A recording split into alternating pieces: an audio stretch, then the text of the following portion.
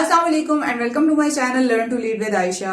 आज हम international political institutions में दूसरी ऑर्गेनाइजेशन यानी कि आईएमएफ को डिस्कस करेंगे। आईएमएफ या इंटरनेशनल मॉनेटरी फंड क्यों बना था? वर्ल्ड वॉर 2 से पहले तक कोई भी ऐसी ऑर्गेनाइजेशन, ऐसी फाइनेंशियल इंस्टीट्यूशन नहीं थी जो कि करेंसी एक्सचेंज को मॉनिटर कर सकती या स्टेबिलिटी उसमें लेके आ सकती। तो जब वर्ल्ड वॉर 2 के एंड पे यूनाइटेड नेशंस के लिए कॉन्फ्रेंसेस हो रही थी तो उस टाइम पर ही ये डिसाइड किया गया कि एक इंटरनेशनल मॉनेटरी इंस्टीट्यूशन भी बनाई जाए। तो आईएमएफ को अगर हम लोग देखें तो इसको बनाया था जॉन मेनार्ड कीन्स ने और साथ 44 चार्टर नेशंस थी, मतलब 44 वो वाली नेशंस थी जो कि यूएन चार्टर साइन करने वाली थी। और UN monetary and financial conference जब हुई थी जुलाई 1944 में, तो उस टाइम पे डिसाइड किया गया था कि एक फाइनेंशियल इंस्टीट्यूशन भी बनाते हैं। और उस टाइम पे इन्होंने इसका हेडक्वार्टर ब्रेटन वुड्स में रखा था, न्यू हैम्पशायर में, और BWI के नाम से यानी कि ब्रेटन वुड इंस्टीट्यूशन के नाम से इन्होंने ये ऑर्गेनाइजेशन बनाई थी। मकसद इसका वही था कि करेंसी एक्सचेंज में स्टेबिलिटी लेकर आना। और बाद में इसको 1947 में, जब 27 दिसंबर 1947 में इसको रिकॉग्नाइज किया गया तो इसको एज आईएमएफ रिकॉग्नाइज किया गया। तब इसका नाम चेंज करके इंटरनेशनल मॉनेटरी फंड रख दिया गया। पहले इसका हेडक्वार्टर जो है वो ब्रेटन वुड्स में था, बाद में इसको चेंज करके अभी अगर करंट स्टेटस हम लोग देखें तो इसका हेडक्वार्टर वॉशिंगटन डीसी के अंदर है और इसकी मेंबर कंट्रीज 189 है। फंडिंग सोर्स इसका 189 मेंबर स्टेट्स हैं जो कि इसकी मेंबर्स हैं। और जहां तक बात है कोटा की, तो ये सारी की सारी मेंबर स्टेट्स कोटा बेस के ऊपर फंड्स डोनेट कर रही होती हैं आईएमएफ को। और ये कोटा बेस करता है कि एक स्टेट का कितना रिजर्व है, फॉरेन एक्सचेंज रिजर्व उसका कितना है, वो कितनी अर्निंग कर रही है टैक्सेस वगैरह से, उसकी बेस के ऊपर हर एक स्टेट दे रही होती है फंड्स आईएमएफ को। लेकिन जो स्टेट जितने ज्यादा फंड्स दे रही होती है फिर उसका उतना ही ज्यादा से होता है आईएमएफ के अंदर, उतनी ही ज्यादा उसकी अथॉरिटी होती है। तो आईएमएफ बेसिकली एक क्रेडिट यूनियन की तरह काम कर रही होती है जिसमें सबकी सब स्टेट्स आके अपना फंड डाल देती हैं और उसके बाद जब जरूरत होती है तो अपने कोटा की बेस के ऊपर जितना भी उनका कोटा असाइंड होता है उस कोटा के ऊपर वो फंड्स उसमें से विड्रॉ करवा लेती हैं और फिर with the passage of time जैसे जैसे उनकी नीड पूरी होती चली जाती है तो वापस आईएमएफ को वो फंड्स रिटर्न कर दी जाती हैं। कभी कभार ऐसा भी हो सकता है कि जितना कोटा एक स्टेट को डेजिग्नेटेड हो उससे ज्यादा फंड्स वो ड्यू टू द नीड, जैसे कोई डिजास्टर्स वगैरह आ जाते हैं तो नीड के मुताबिक वो उससे थोड़ा सा ज्यादा कोटा भी विड्रॉ करवा सकती है, लेकिन फिर again with the passage of time वही फंड्स वापस देने होते हैं आईएमएफ को। ये कुछ प्राइमरी टास्क हैं जो कि आईएमएफ परफॉर्म करता है। सबसे पहले अगर हम लोग देखें तो to maintain liquidity, international monetary fund का काम यह है कि कोई भी स्टेट जो कि लिक्विडिटी मेंटेन नहीं कर पा रही उसकी लिक्विडिटी मेंटेन कराने में उसकी हेल्प करे। क्या मतलब हो इस बात का? कोई स्टेट है जिसकी इंस्टीट्यूशंस, डिफरेंट इंस्टीट्यूशंस बैंकरप्ट हो रही हैं, वो अपने एक्सपेंसेस को मेंटेन नहीं कर पा रही हैं, उनका जो रेवेन्यू जनरेट हो रहा है वो कम है, उनके एक्सपेंसेस ज्यादा हैं, तो जिसकी वजह से उनके जो बुक्स ऑफ अकाउंट्स हैं वो बैलेंस नहीं रह रही।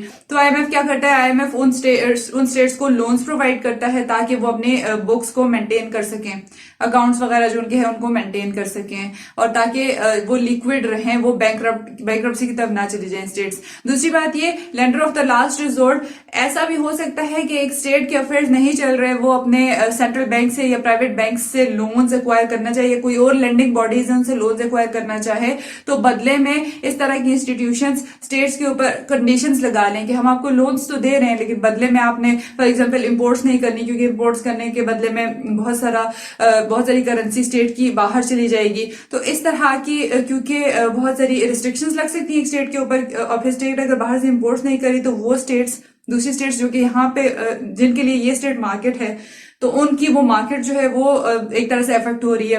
तो इस तरह की चीजों को अवॉइड करवाने के लिए आईएमएफ क्या करता है? IMF is the lender of last resort, कि कहीं और से जब लीनियंट कंडीशंस के ऊपर पैसा नहीं मिल रहा, फंड्स नहीं मिल रहे, तो फिर आईएमएफ लेंड करती है मनी टू दो स्टेट्स।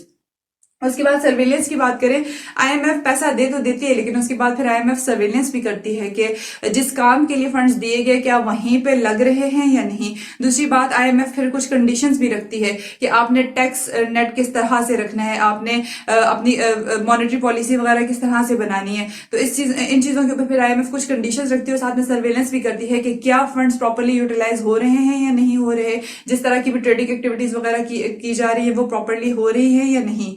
और finally technical assistance, IMF states को टेक्निकल असिस्टेंस भी प्रोवाइड करता है। ये भी बताता है कि आपने लोन अगर एक्वायर करना है तो वो किस तरीके से करना है, आपने अपने स्टेट की फिजिकल और मॉनेटरी पॉलिसी को किस तरह से डिजाइन करना है ताकि कम से कम टाइम में स्टेट अपने डेट क्राइसिस से बाहर निकल सके।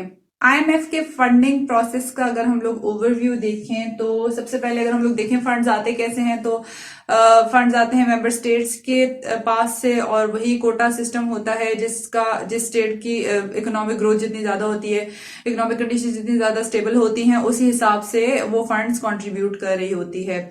और इसके अलावा ये जो कोटा सिस्टम होता है इसको रिवाइज किया जाता है हर 5 साल बाद। आईएमएफ के पास 103 million ounces of gold reserves भी हैं। ये गोल्ड सेल करके भी आईएमएफ अपने लिए फंड्स एक्वायर कर सकता है। नेक्स्ट अगर हम लोग देखें तो वही बात, जितना ज्यादा कोई स्टेट कंट्रीब्यूट करेगी उतना ही ज्यादा उसका कोटा होगा, उतना ही ज्यादा उसकी से होगी। तो अगर हम लोग वोटिंग की बात करें तो यूनाइटेड स्टेट्स ऑफ अमेरिका के पास 17.1% वोट्स हैं आईएमएफ के अंदर, और पलाव जो कि एक छोटी सी स्टेट है उसके पास सिर्फ 0.013% वोटिंग है, क्योंकि वो कंट्रीब्यूट बहुत कम करती है। दुनिया की जो 11 रिचेस्ट स्टेट्स हैं जो कि आईएमएफ की मेंबर्स हैं, उन सबको 54% ऑफ द वोटिंग मिली हुई है आईएमएफ के अंदर, और इसमें नॉर्थ अमेरिका की स्टेट्स हैं और साथ ही साथ वेस्टर्न यूरोप की स्टेट्स हैं। और अगर हम लोग बात करें कि किस तरह से फंड्स देती है आईएमएफ, तो सबसे पहले जो भी मेंबर स्टेट है वो आइडेंटिफाई करती है कि उसको नीड है फंड्स की। उसके बाद वो क्या करेगी, उसको रिकमेंडेशंस दी जाती हैं कि जब फंड्स आपको दिए जाएंगे तो आप कंप्लाई करोगे जो जो कंडीशंस आपके ऊपर लगाई जाएंगी उन पे, और फिर वो एक लेटर ऑफ इंटेंट फाइल करती है आईएमएफ को।